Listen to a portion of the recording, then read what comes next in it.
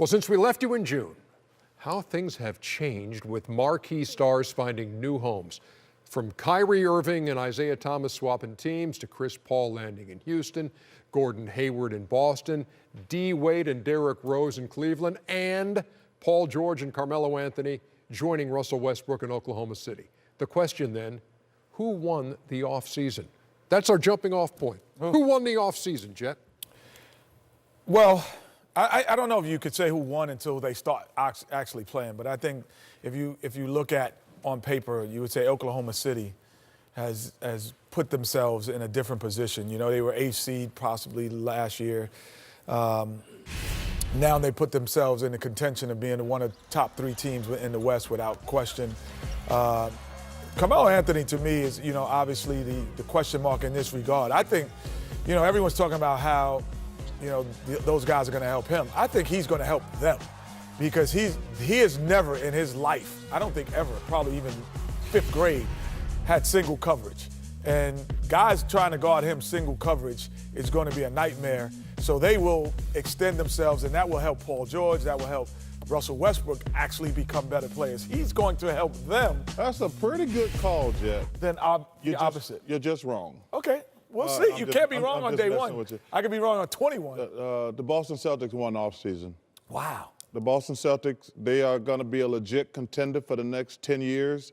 They got 2 all-star backcourt players in their prime, 25 and 26-year-olds. They had Jason Tatum, who I thought, other than Josh Jackson, was the 2nd best player in the draft coming in.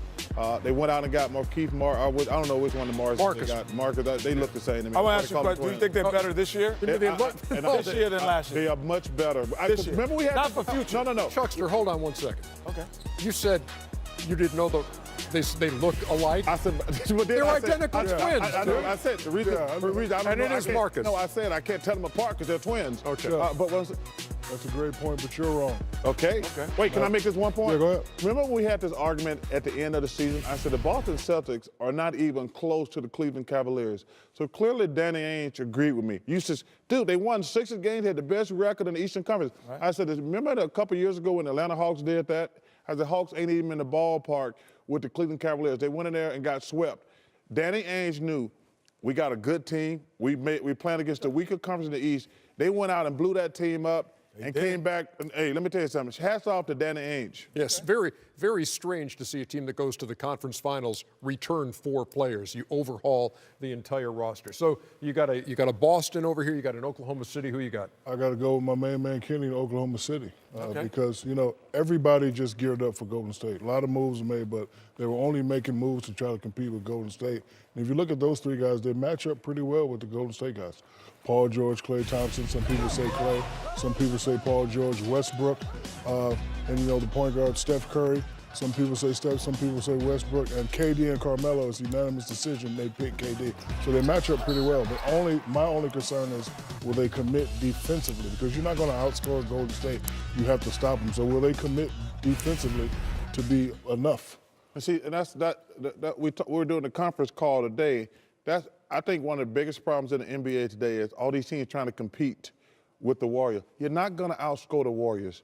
They got 3 of the best offensive players in the world, in the entire world. Steph looks amazing. Klay's always going to be great, and then they got KD. I don't think you can beat those guys offensively. I think some teams should try to play bigger against the Warriors because you're not going to out 3-point shoot them, and you're not going to outscore them. And like I say, I love Melo, I love Paul George, but you're not going to outscore the Golden State Warriors. And Steve Kerr saying this is the deepest team he's had in Golden State, the one that tries to repeat as the champion to make it 3 out of 4. Well, that's his team. You know, the deepest team in the NBA is in Cleveland. Yes. You know, we've talked about these 2 teams that have improved themselves, but LeBron James and the Cleveland Cavaliers, you know, obviously losing Kyrie, but they have loaded up.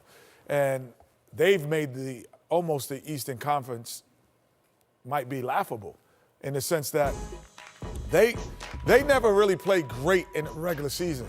I think this will be the first year that they play great in the regular season as well. How much has that guy got left? Oh, he's still got it. You know, 18 points a game, but it's such a comfortable 18 points now than it would have been somewhere else. You know, this is the most comfortable because when you play with LeBron James, LeBron is a magnet. Everything has to come towards him. And then you get so many open opportunities. So playing with him, Isaiah Thomas and Crowder, these guys, Dwayne Wade knows what it feels like to play with LeBron. They will have a LeBron and James effect where they will play their best basketball being on the court with a guy who's such a magnet and able to create so many opportunities. So who's your pick in the East? Is it Cleveland or is it Boston or is it somebody else? I got to go with Cleveland. Again, I got to agree with Kenny. Cleveland is the deepest team. Boston got a lot of nice guys, but, you know, come playoff time, I'm not trying to question their toughness, but they're not there yet. Almost there. If Boston and Cleveland were this far apart last year, where are they this year? Well, okay, just tell me to stop. Just tell me to stop. Stop.